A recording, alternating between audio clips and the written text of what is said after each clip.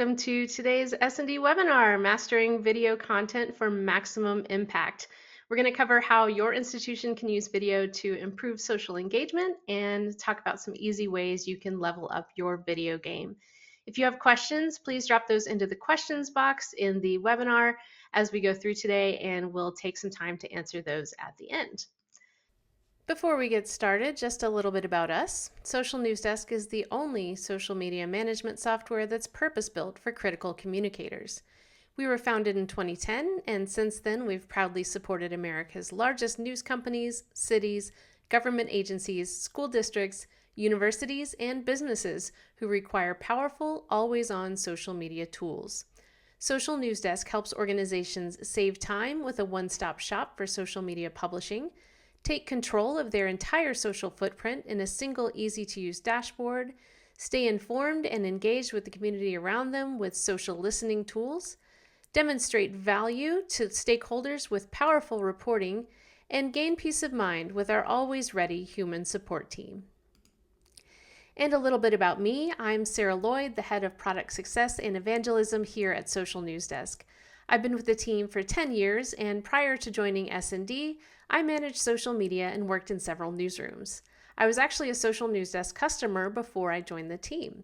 Feel free to connect with me on LinkedIn. The address is there on the screen. And I'm also pleased today to welcome Alesha Meadows, the digital content coordinator for the city of Wentzville, Missouri. Since she joined the team in 2022, she has been instrumental in growing the city's social media presence through Reels.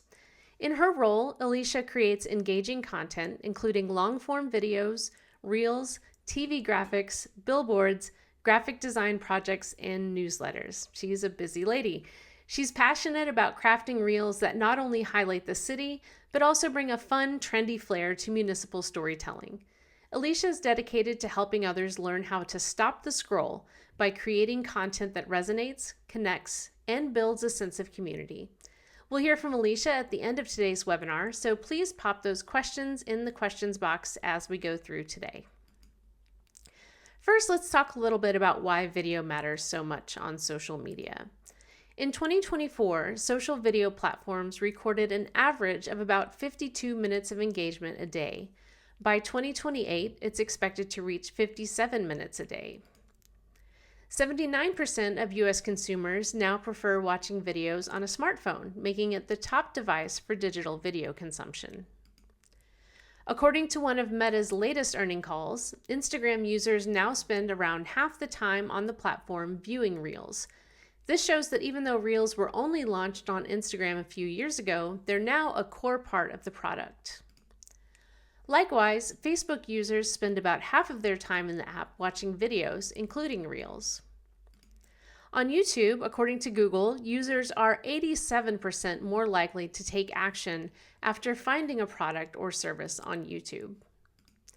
And videos are now the most shared type of content on LinkedIn and garner the third highest amount of impressions on LinkedIn after polls and multiple image posts. Video tends to humanize public institutions, giving a face to something like a government agency, a school, or even a news outlet. This example from the city of Wentzville shows city employees, along with some fun facts about them, as part of a campaign to encourage more people to apply to work for the city. Video also helps to improve transparency and trust with your community, giving your followers a behind-the-scenes look at what your agency or institution is up to. While we can publish plenty of documents going into the details of a city budget or school board meeting, sharing video makes that content more accessible to the public and in turn helps to foster a more informed community. Several cities, including the city of Wentzville, record a quick mayor's minute to allow the mayor to speak directly with the community and call attention to important issues. Sharing video also enhances outreach efforts for key initiatives like public safety, enrollment, or community events. Video campaigns tend to be more memorable and engage audiences in ways a simple link or image post just can't always do.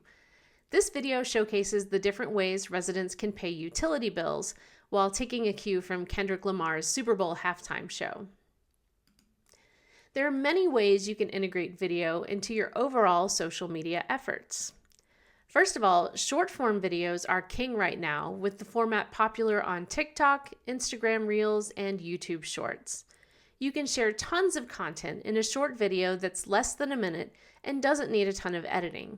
Share event highlights, quick tutorials like our utility payment method video, or a day in the life video. This video from the city of Princeton, Texas highlights Government Communicators Day in a fun way. Explaining how city or campus services work is a great use of short-form video as well. This simple video from the city of San Antonio highlights their updates to the 311 SA app and shows some easy ways residents can make use of the app. I'd be remiss if I didn't highlight this recruitment video from the Fort Worth Police Department parodying Kendrick Lamar's Not Like Us.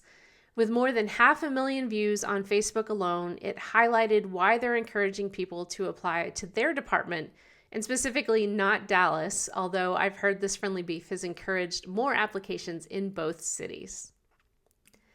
Using case study videos to highlight stories from students, residents, or community leaders can be an effective way to demonstrate services or even recruit potential employees, such as this video from Genesee ISD, highlighting the heartwarming story of a bus aide turned bus driver. Now that we've looked at a few different ways you can use video, let's talk a little bit about some platform-specific best practices. For TikTok, focus on trends, music, and hashtags to boost visibility. Videos under 60 seconds tend to perform best, and they should be highly visual. I love this TikTok video from the city of Minneapolis with their take on the Wicked trend from late last year. Instagram Reels also tend to rely on trends, including trending music. Head of Instagram, Adam Mosseri, suggests that videos will perform better if they have no watermarks, contain added music, and are 3 minutes or less, and are original content. Use captions when people are speaking to keep things visual, even if the viewer has their sound off. For YouTube videos, optimize for search with compelling titles, thumbnails, and descriptions. You can also use playlists to organize content by topic, such as safety tips, educational resources, and meeting replays. YouTube Shorts operate much the same as Reels and TikTok videos. Optimize your videos with a great title so they'll appear higher in search, and keep your shorts under 60 seconds for easy watchability. For Facebook and LinkedIn, focus on more professional, polished videos for press releases or community updates, and be sure to use captions for accessibility and higher engagement. Blue Sky now has a video custom feed, which makes video discoverability easier. You can definitely repurpose vertical video from other platforms to share on Blue Sky as well. So how can you create your best videos? There are tools for every budget, whether you're just getting started or want to improve your video production. And when it comes to shooting video, you can get started simply with your phone. I recommend shooting both vertically and horizontally, as this gives you plenty of options for editing later, whether you're creating a reel or want something a little longer form for Facebook or YouTube. I've seen a lot of recommendations for the DJI Osmo Pocket 3. This is a small, lightweight camera with a gimbal that allows you to shoot smooth video horizontally or vertically. And many communicators in government and education swear by the current generations of Sony and Canon mirrorless cameras, which shoot both video and still images. And they can be pricey, but if you're shooting a lot of video, it may be a good investment. If you want to elevate your video game even more, consider adding some accessories to your kit. Many video producers swear by the Rode Pro wireless line of microphones, especially if they're using an upgraded camera setup. However, you can get pretty good results even with just a cheap wireless mic that's designed for a mobile phone. It's definitely an upgrade from using your phone's microphone without a ton of investment. Ring lights can also elevate your video production by giving a warm, soft light to your subject, as well as making it easier to shoot in the dark if necessary. You can get larger ring lights to mount on a tripod or small clip-on ring lights that work with your phone or laptop. Tripods are also valuable tools to have in your kit for stable video, especially if you're shooting alone and need to put yourself on camera. You can also find things like gorilla pods that can even wrap around poles to get interesting angles. When it comes to putting your video together, Canva and CapCut are some of the easiest video editing tools to use. Both have free versions so you can get started, and I love Canva for simple video edits and adding text and graphical effects without a lot of fuss.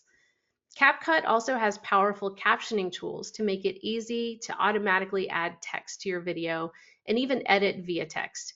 It also offers a mobile version for in-phone editing, but be aware, CapCut is owned by TikTok, so if your state doesn't allow use of TikTok, it may be out of bounds for you.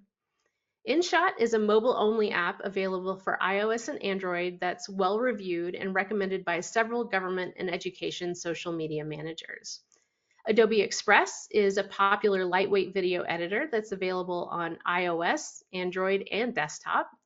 And Capwing is a mid-range editor that's been recommended by video producers, and it has a free version and is really reasonably priced. Their pro plan is $16 a month and goes up to about $50 a month for their business plan. Moving on, DaVinci Resolve is a more powerful nonlinear editor, and it has a free version and includes a comprehensive editing tutorial to help you get started. Adobe Premiere is a professional video editing suite that many experienced social video editors use, and it's extremely powerful. People edit movies using Premiere, but it does have a high barrier to entry if you've never edited video before. And finally, my favorite, Final Cut Pro. This is my personal favorite for nonlinear video editing. I've been using it since my days as a promo producer in TV news, so a really long time, and I still use it today to edit tutorials and social media videos. A few pro tips, regardless of what equipment you're using: shoot in natural light whenever you can for better quality. Frame and shoot video for both vertical and horizontal videos if possible, just in case, so you have a lot of options when you're editing. Use captions and text overlays for accessibility and audience retention. And keep your branding consistent with logos, colors, and fonts. When crafting a video, give the story a beginning, middle, and end by crafting a simple arc. And a great way to envision the arc of your story is the 5 C's of storytelling: character, context, conflict, climax, and closure. First, decide who your characters are. Is it a community member, a student, a member of your staff, or someone well known? You can use personal stories or local heroes to really connect with the audience. Next, set up the context, the scene for the story. Set up the stakes. Why does your audience care about this character and their journey? Build conflict and tension in your story. This is the problem to be solved or the opportunity that your character is reaching for. At the climax of the story, reveal how the tension is resolved. This is the aha moment where we realize the character is going to achieve resolution to the conflict. And finally, give the audience closure. What's the takeaway of the story, and what do you want audiences to remember the most? So now that you've crafted a great story with your amazing equipment, how can you measure success when it comes to video? Well, it ultimately depends on your goals. Key metrics to watch include video views, overall watch time, engagement rate, and click-through rate if you're looking to drive traffic. You can use a tool like Social News Desk Post Manager and Reporting to track video performance and identify your greatest hits. Use audience feedback and data to refine future videos. Experiment with different lengths, formats, and tones to find what resonates with your audience. And now let's bring in our guest for some Q&A. I'd like to welcome Alesha Meadows, the Digital Content Coordinator for the City of Wentzville, Missouri. Alesha, thanks so much for being here. Thank you for having me. Yeah, of course. Tell me a little bit about your role in Wentzville. So I am the digital content coordinator at the city of Wentzville. I've been here almost 3 years, and I do anything that moves is basically how I always explain it. So I do all of our video content, both reels and long form videos. And then, like you mentioned before, I do all of the billboards. I work on some of our newsletters, TV graphics, write for the mayor. It's a lot of variety throughout the day, which is pretty fun. That's what I enjoy the most. Yeah, awesome. Yeah, it sounds like your job is a lot of work, but also a lot of fun. So Yeah. thanks again for being here today. So my first question is, how many people are on your video team? Yeah, so we have a communications team of 3 people, but I am the only one that does video. So I come up with the ideas, run them past my supervisor, and then from there it's me editing and filming, getting people involved and posting it. So, Okay, great. So you're doing a lot with a little yes, with your time. All right. exactly. Yeah. So what platforms do you typically share video to? So we have a few. We do all of our short form reels go on Instagram and Facebook. And then if they apply to hiring, we put them on LinkedIn because we have an audience there that likes to see some variety. So we try to put some hiring reels on there. And then as far as all of our long form videos, those always live on YouTube. So those Okay, are our few platforms. gotcha. Okay, that makes sense. So since you are the lady in charge, what do you use to shoot and edit your videos? So I am like what you talked about. I use my phone for everything, and I swear by it just continues to get better. I have the brand new one for my work phone, and it does phenomenal. We actually have a camera that I'll occasionally pull out, but I like my phone better. So all the shooting goes on the phone, and then I also talked about this too. My little $20 Amazon mics. That's how I do the audio. Anytime someone's going to talk, I plug those wireless mics in, and honestly, they work better than most of the more expensive ones I've tried out. So that's pretty much like a very budget friendly version of shooting video. And besides that, it's just my handheld tripod, and that's pretty much it. And then as far as editing, I love Premiere, so that's where I tend to go.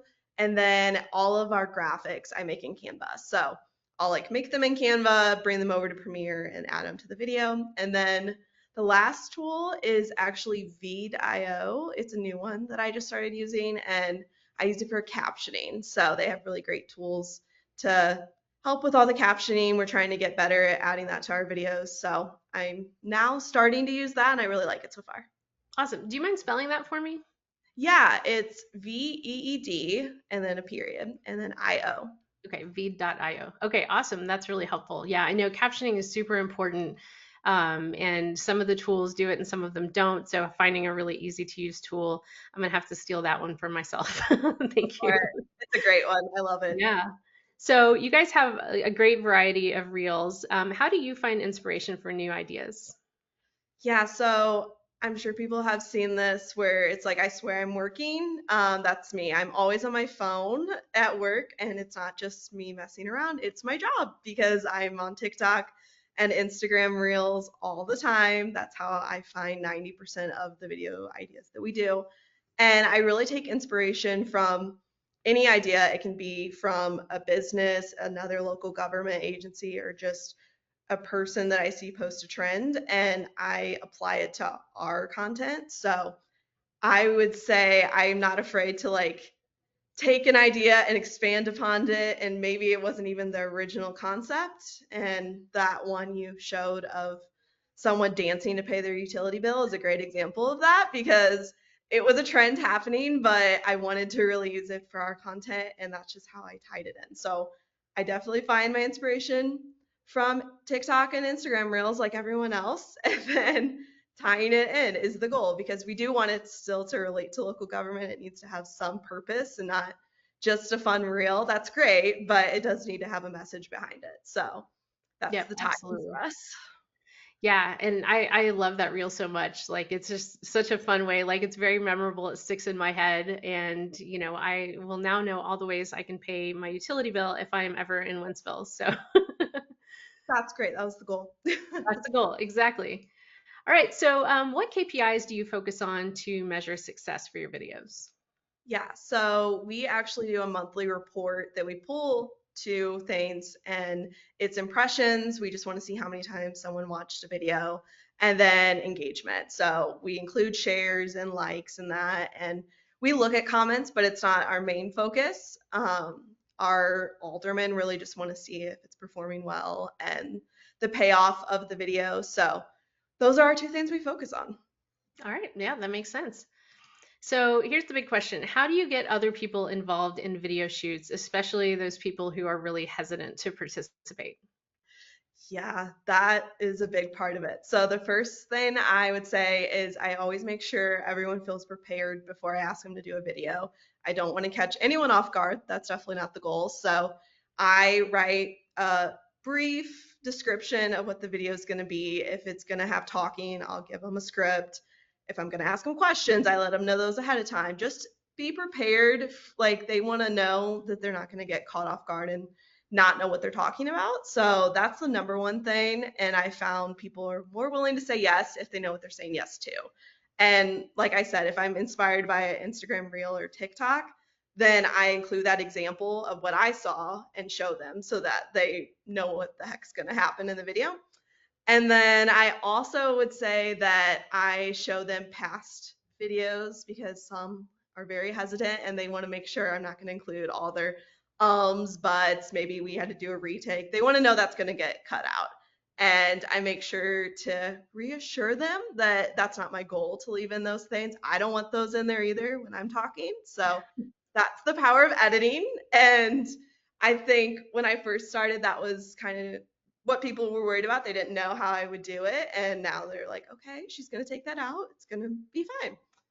So that's a big part of it. And then I would say the third thing is I've just learned some people, they're going to say no, and I give them their space. I don't push it. And then I have a great example of when this played out well for me. Like our chief of police, he really was hesitant. Didn't know for sure if the video thing was for him, but he saw a lot of his guys underneath him do a few videos. We do a lot of videos with them. And so he actually asked me to be in a video recently, which was a huge win. And I was so excited about because I hadn't pressured him. I kind of just took the no, gave him some space, and then he came back. So that was a big part of it. And it ties into like, I guess the last thing I would say is just building trust with the coworkers that I have in content is a big part of it. There's some probably never would have said yes, but since I know them and I talk to them and they kind of just know like my goal isn't to make them look silly or anything, and my goal is to get the message out and not always just have me do the video, then that trust has allowed people that I never thought would say yes to be in videos. So I would say that's like a mix of the different ways that I go about it. Yeah, no, that's great. And I think building trust is so important and kind of demonstrating what you've done in the past, like you said, and showing like, hey, my goal here is to make us look good. Like, I'm not going to put something out there that doesn't make our city look good. Right, All exactly. right. So my last question, I know we have some questions in the Q&A, but what other tips would you want to share with people who want to level up their videos? Yeah, I would say first be willing to try new things. So if you maybe have no experience with video or you've done one style of video, try changing it up a little bit. We didn't have any reels on our page before I started working here. And so I was lucky. I just kind of had a go for it and have fun mentality on my team. But I would say try the trends. Also, I would recommend maybe starting a video series of some kind. That's really worked well for us. You mentioned our Mayor's Minute. That was a big one that people just love our mayor here. And I really wanted a way to highlight him and get him in front of people. And so every month he does a video, and that's just a consistent video you're going to have. It helps because sometimes if you're trying to post 2 reels a week, that can be tricky when you're doing all the other things part of your job too. So knowing you for sure have that solid idea every single month helps. I would also say like a big thing is don't let the negative comments, because you might get them, impact like future content that you put out. So we've had a few instances where we had that happen, and you just have to keep rolling with it. It's gonna happen. It's gonna maybe be shared somewhere that's not great, get some negative comments, but you gotta keep pushing forward. And then I would say my last thing is don't be afraid to be turned down. It's going to happen. I go highlight businesses all the time and they don't always say yes to me filming, and that's okay. So it's just part of it. It's going to be something you're going to learn to just get used to hearing, but you're going to get a lot of yeses too, and that's the most important thing. All right, awesome. So I'm going to move on to our next slide, but we do have a lot of questions in the Q&A, and a lot of them are for you, Alesha. So I will try not to throw you any curveballs here, but I'm doing my best. So the first question is, do you have templates or processes that help you quickly make branded reels? Yeah, so for my video series reels, I do. I have a template for the two that I do every month. So the Mayor's Minute, I have a template and I just throw the footage in there. And then for the Business Buzz reels that I do, same thing. I use the same song every single time and same question slides. I would also say for captioning, we stick to like our branded colors. And so like that's another template sort of way we do it. But then other than that, it really is just up to me. So if I think like music needs to be underneath it, or if I think it needs a question and answer slide included, I just play with whatever the video type is. Not every video is going to be laid out the exact same. Yeah. And I know Canva makes it really easy to kind of save your brand colors and have all your logos handy. So that probably helps a lot as well. Yeah, I have a whole entire document just for real elements, and I pull from that all the time because if I liked how a question slide looked, I might reuse it. So I definitely keep that handy. Yeah, that's really smart. All right. So I have a question here about Social News Desk. How does SND track metrics from different social platforms? Is there any extra KPIs that can be pulled if I use SND? So all of the metrics that we pull in our Post Manager tool are coming straight from the social networks themselves. The big benefit there is that you can actually compare across channels. So you can compare the views on your TikTok video to the views on your Instagram video to the views on your Facebook video. So everything is kind of in one place already. So it makes it really easy to kind of compare across networks, which is what I really love. There's not really any extra KPIs, but they are really warehoused all in one place. So it makes it really easy to pull those metrics. All right, let's see. What are your agency? This is a question for you, Alesha. What are your agency's content pillars? Do you follow a strategy that you can share? Yeah, so we actually always go back to our core city focus. So we have like 5 pillars for our city. It's not just related to communications team, and it's all about like making sure people know that we're a city that focuses on like financial development. So maybe I'll make a video about economic development or focus on a business. And then we want to highlight that we really appreciate our residents. So I'll make a video that's the focus. So I focus on our 5 pillars, and we basically made a rule that if it can't apply in some way to that, then it has to have another reason to make the fun real because there's so many fun trends out there, but if they don't apply, then it's not really getting to the point we want. So I would say that's the main thing for us is just making sure it actually relates to what our focus is at the city. Yeah. Yeah, and that kind of dovetails into this next question. How do you remain professionally minded working within a government agency while still trying to make engaging content?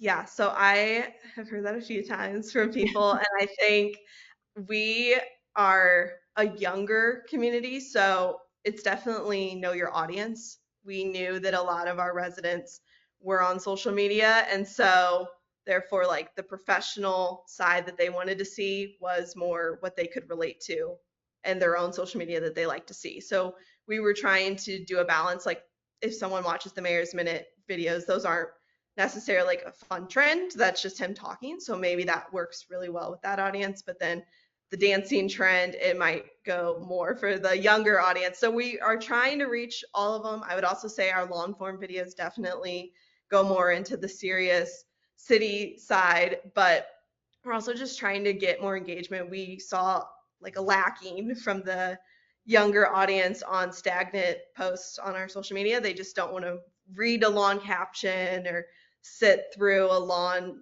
video that might be 10 minutes long. So that was really like the focus behind the reels. But yeah, it's definitely important to stick with the business side. I definitely understand that, but also some of our audience, that's not what they're fully intending to see all the time. So we're trying to reach everyone at the same time. So yeah, hopefully Yeah, that is the yeah. question. And so that brings up this next question. Do you ever get feedback from the audience if the content is resonating with them? Like, how do you get that feedback? Yeah, so I would say we definitely get a lot of comments in our videos. I know not everybody gets that, but that is what we have tended to see. So we know if people are liking it or not or sharing it. And that's helped for sure, because sometimes you do get in a rut and you're like, is anyone even seeing this, or is this how they're resonating? And then we've also had in person where a few people have said like, oh, we found out about this event through the reel, and they'll come into City Hall and ask for more information. Or we might post a reel about it and a week later post just a normal Instagram photo, and someone will say like, oh, we saw the reel about this, can you explain more? So we see a few different ways that we get response, and that definitely is exciting because it makes you know that people are engaging with the content. Yeah, that's the dream, right? Like someone comes in and they're like, "Yeah, I saw your video." You're like, "Yes, Yes. my work matters." Yeah, That's it's awesome. great. So Alesha, which someone was asking which mics that you use. I know you mentioned they were kind of like $20 Amazon cheapies, but do you know Yep. the particular brand? It is literally the ones that you showed in the mic slide. So it is basically just, I typed in wireless mics and for iPhone, and that's what it was. It's an off brand. It really Yeah. doesn't have a name. The box doesn't have a name on it, but it's one where you just plug it into your phone, and then the mic, you just hold it in on the back and it connects automatically. You don't need Bluetooth, you don't need a wire, and to charge it, it's just USB. So it's the easiest because like the wire situation can be tricky Yeah. depending on who you're filming with, and it comes with two, so you can have two people talking on camera at once, which is great. And even the charging is easy. So I've loved them. We have like the Rode mics, and I honestly don't use them at all because these are just so much easier, especially when you're like doing reels and you're having to travel around the city. It's not always convenient to drag around the huge camera and the mic setup. And this is a one little box that I carry around, and $20. It was great. Yeah, that's awesome. Somebody else was asking a question about the mics. Do you have to replace them every so often? And they were asking if you notice that they tend to blare the audio.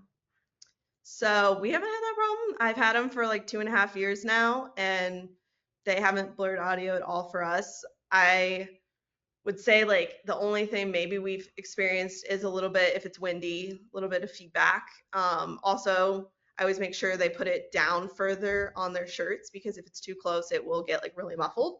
So Yeah. those are the two things I've noticed. But besides that, we haven't had any issues. I've only ever used the one set though, so I'm not really Yeah. sure if there's another one that's not great out there. But yeah, we haven't had any problems, which is good. Yeah. Yeah. And when I was searching, there are like tons and tons of them. And, a lot of them, like you said, are kind of off brand. So I would definitely, try one. If it doesn't work well for you, just use that Amazon return policy and try another one. Or if not, you're out about $20. So hopefully, not too much of an investment there.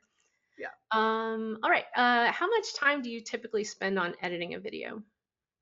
So when I first started, it probably took me, if depending on the length of the video, I never do a reel over 1 minute and 30 seconds because, like you said, people don't love longer videos. So if we're specifically talking about reels and it's like a 30-second reel, when I first started, it probably took me about a half hour. And now I would say, if depending on if someone's talking in it, because that does take a little longer to make sure you make them sound okay, it probably takes me about 15-20 minutes. If it's just a reel that has music underneath it and is a trend like the dancing one, it's going to take like 20 minutes. If it's the Yeah. mayor's video, it might take like an hour because I put B-roll over it too. I just really like doing that so that it's not just him standing still the whole time, kind of changes it up. And I am going to get that B-roll from past footage. So that's just why it takes a little longer, is finding the right clips and also editing what he's saying. But besides that, like that's the longest it ever takes me. So Yeah. Yeah. 15 minutes is an average for me, which is great. Yeah, that's great. And yeah, I would imagine like getting your mayor down to a minute is probably a big challenge as well. That's the other part of it. Yeah, when you Yeah, agree to a series that's focused on a minute every single time, that's tricky. So you gotta keep it to a minute. Yep. keep it short. All right. So last question. Do you post or find value in YouTube Shorts? So we actually are starting to put our reels on YouTube Shorts, so we're not filming separate footage for it. I haven't had a ton of engagement yet because we just don't have as many followers on YouTube, but I think they're great because they're just another audience to get your content out there. I would say we probably have had like 30 views at most on ours. So it hasn't been a huge investment for me yet. But yeah, that's definitely something we're slowly trickling into. Yeah, yeah, absolutely. Yeah, and using a tool like Social News Desk allows you to publish to multiple platforms at once, so you don't necessarily have to like go to YouTube and upload it. You can just upload it right there in the tool. So it's really like clicking another checkbox. So it makes it a really low low barrier to entry. Yeah, it's been great. I've been doing that. Yeah, awesome. I'm glad to hear it. Yeah. All right. Well, thank you all again for your time and attention today. And huge, huge thank you to Alesha. Thank you so much for being here with me. Of Um, course. yeah, if you'd like to learn more about Social News Desk or want to try it for yourself, you can head to socialnewsdesk.com/demo or email us at info@socialnewsdesk.com. Thank you all so much. Y'all have a great rest of your day.